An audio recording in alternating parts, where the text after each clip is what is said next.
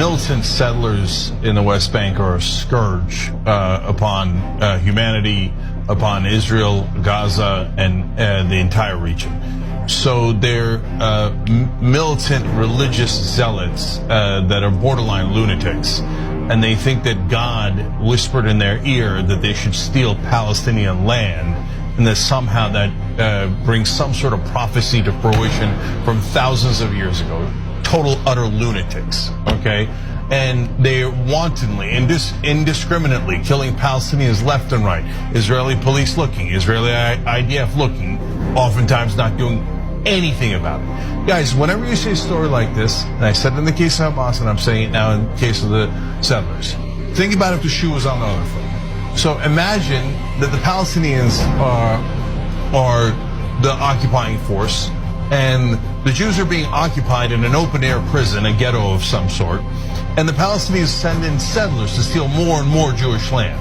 And the settlers are nuts. They're fundamentalists, and they go around killing Jews randomly. Right? And the Palestinian police go, I don't see it, and I'm not going to do anything about it. What would the whole world do? I would hope that the whole world would say, stop massacring, murdering Jews, innocent people for no reason, let alone the occupation. And you're going to let these religious fundamentalist zealots just keep killing and killing and killing innocent people, firing into houses for no reason at all. I would hope the world would say that. I know America would say that. But when it's Palestinians, their lives just don't matter, right? Let's be honest. Just be honest for a second if you're in America or Israel. You just don't care about their lives. Those poor folks living in the West Bank, let alone Gaza now, no one cares about them. And those maniac settlers can go kill them anytime they like and almost always get away with it. So right now, Israel has already killed twice as many innocent civilians, Palestinians in Gaza, as Hamas killed innocent civilians in Israel. So my question to the American government is, when is it enough? Is 4 times as many Palestinian civilians enough? Is 10 times, 20 times? How much murder and death does America want? And how much does it fund? Not only are they sending billions of dollars more to Israel now, what the hell do they need that for? They have the biggest military in the area. We already send them more money than we send anyone else. Does it look like they need more bombs? My answer to that is hell no. No way. I would just like the U.S. government to change their go-to default statement that we hear over and over again to be a little more accurate. So they love to say Israel has a right to defend itself. Okay? Change it to what it really is. The United States government will take finite resources from the American people and fund a brutal bombing campaign that Israel wants to carry out in the Gaza Strip that will just brutalize and murder all sorts of innocent Palestinian civilians while simultaneously conflating them with Hamas. Just tell the truth, because that is what the situation really is. See, for me, seeing what happened to Israeli civilians disgusted me and made me so angry to my core.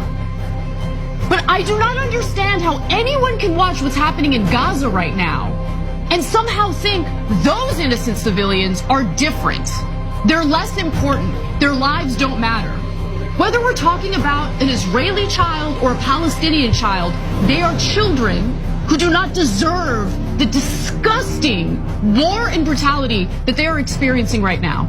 But, you know, apparently people have mask off, total mask off. Yeah. Total mask off. This war has really shown me that all of the endless, preaching about equality, we need to work toward equality. That's the Democratic Party. Yeah. They don't really care about equality. Nothing. When push comes to shove, when it goes outside of just engaging in tokenism, okay, they're not really about equality.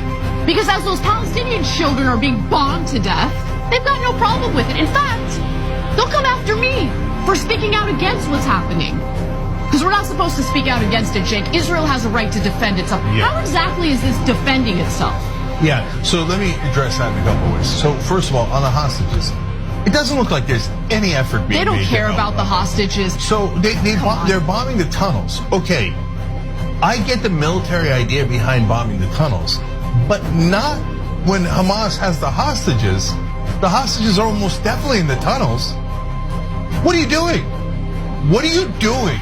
Why are you bombing the tunnels that the hostages are almost definitely in? There's literally American civilians, American citizens in the Gaza Strip right now who are trapped as we speak.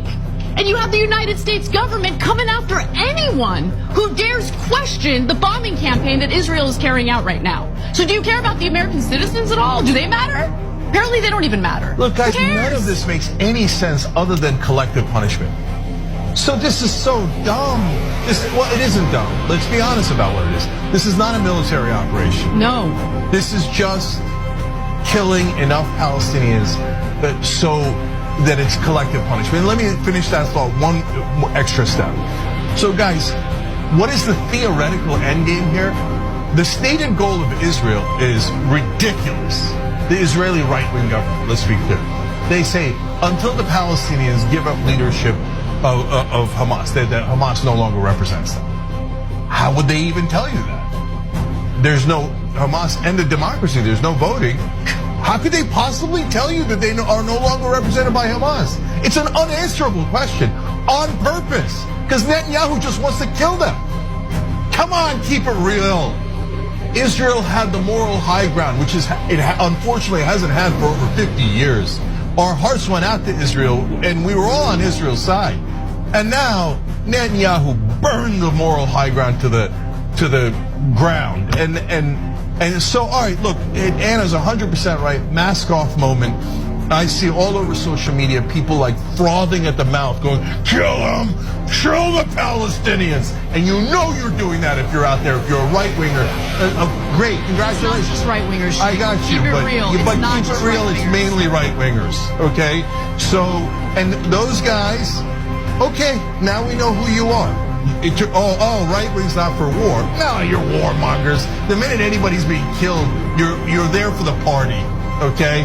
So you're there with bells on. Just check out my Twitter account. They're so excited to murder Muslims. Listen. So I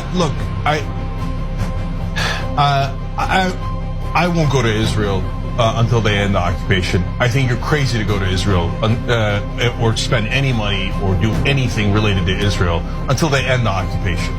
If 56 years isn't enough, that means it's never going to be enough. They're going to keep those people as prisoners for the rest of our lives. And I can't stand it. It's the core evil in this situation. I'm so sorry that that government has done that. But I didn't do it. That government did it. And whether it's the American government or my original country of origin, Turkey. And in this case, how long are you going to occupy them? It's not going to end, Cenk. It's not going to end because you don't think Palestinians are human beings. If you thought they were just like you, if you thought they were your kids or your aunts or uncles, you would never do this to them and you would never allow it. So you want to defend yourself, we're all on board. You want to kill wanton, indiscriminate death of Palestinians?